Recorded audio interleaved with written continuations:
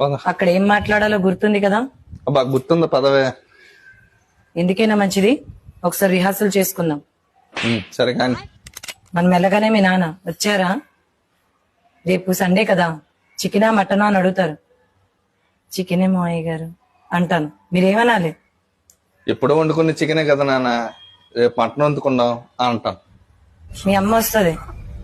సరే మధ్యాహ్నం mutton okay కదా, మరి పొద్దున్న టిఫిన్ లోని ఉప్మా తిందామా మజ్జిగన్నం తిందామా అని అడుగుతారు.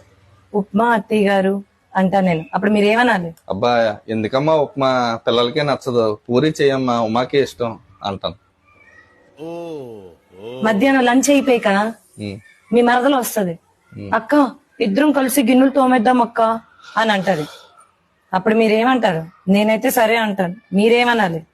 ఆ కీర్తి అక్కకి చెయ్యి బాగాలేదు, ఫింగర్ బాగాలేదు, నీరసం కూడా ఉన్నదంట, నేను వస్తాను హెల్ప్ చేయడానికి అంటాను.